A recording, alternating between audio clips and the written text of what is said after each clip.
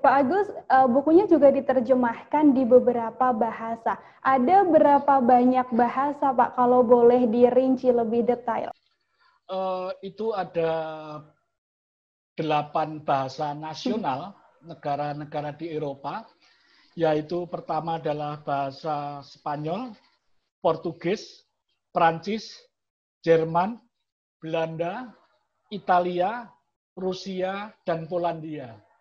Nah, kenapa waktu menawarkan penerbit itu bilangnya adalah bahasa-bahasa negara Eropa dan Amerika Latin? Ternyata bahwa bahasa misalnya bahasa Portugis, bahasa Spanyol itu diakui resmi sebagai bahasa nasional di Amerika Latin. Bahkan termasuk bahasa Prancis misalnya juga ada di Amerika Latin dan juga banyak di negara Afrika. Kemudian di internal Eropa sendiri seperti bahasa Rusia itu juga sampai ke Asia Tengah, yaitu bagi negara-negara yang pecahan Uni Soviet zaman dulu, ya. Itu yang akhirnya kita melihat bahwa dari 8 bahasa ini cukup mewakili bagi pemahaman dunia. Kemudian apalagi kalau ditambahkan bahasa internasional yaitu bahasa Inggris, maka disitulah akhirnya ini saya pikir ini sudah cukup mewakili untuk berbagai negara, sehingga totalnya 8 plus bahasa internasional bahasa Inggris sehingga ada 9, Mbak Nila.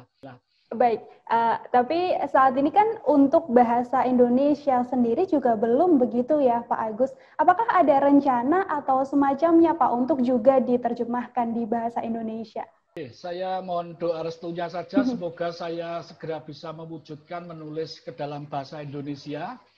Sebetulnya maksud saya kemarin yang asli itu ingin langsung diterjemahkan saja, tetapi agak sedikit problem kaitannya legalitas antar penerbit.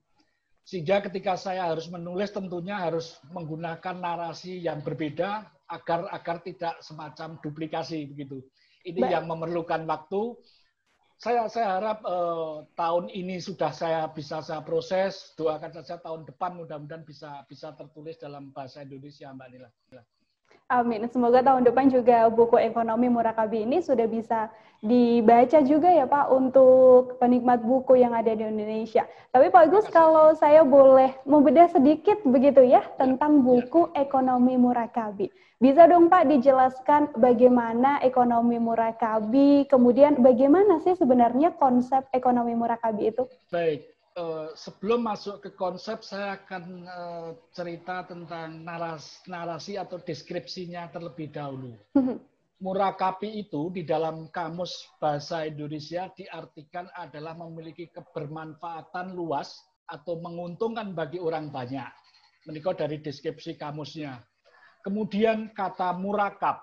Murakab itu adalah sesuatu yang majemuk dan bertumpuk. Itu artinya kemudian dari sinilah kita terjemahkan aplikasinya kepada sebuah sistem ekonomi. Namun sebelum ke sana bahwa Murakabi sendiri memang itu lebih populer dikenal oleh masyarakat Jawa bahwa saling berbagi, kemudian saling memberi, itu yang disebut adalah waktu itu sesuatu yang memiliki kebermanfaatan bagi orang lain atau istilahnya Murakabi. Tetapi dalam konteks tata bahasa ini sudah diakui di dalam kamus besar bahasa Indonesia seperti yang sudah saya sebutkan tadi. Sehingga dari Murakabi itu sendiri, ketika ini menjadi sebuah filosofi atau madhab atau peradaban, itu menjadi sebuah isme atau murakabisme. Kenapa demikian? Karena sebuah ilmu pengetahuan memang harus ada filosofinya. Kemudian filosofinya seperti apa yang kemudian kita turunkan ke dalam konsepnya. Nah, konsepnya itu intinya sebetulnya agar mudah dipahami oleh masyarakat terlebih dahulu adalah bahwa masyarakat atau rakyat memiliki hak ataupun memiliki kesempatan untuk ikut ambil bagian sebagai pemegang saham di perusahaan-perusahaan besar. Perusahaan besar bisa jadi perusahaan swasta nasional maupun multinasional dan terutama juga bagi BUMN kalau seperti di Indonesia. Itu dengan demikian ketika konsep itu dijalankan, membuat sebuah sistem. Sistem artinya ada kebijakan pemerintah suatu negara, kalau di Indonesia tentunya pemerintah Indonesia mengatur itu. Dengan mengatur itu maka partisipasi masyarakat dan publik ini untuk bisa ikut memiliki saham-saham di perusahaan-perusahaan besar tadi. Ini konsepnya. Kemudian ketika perusahaan besar itu apakah masih boleh di pasar modal? Tentu boleh.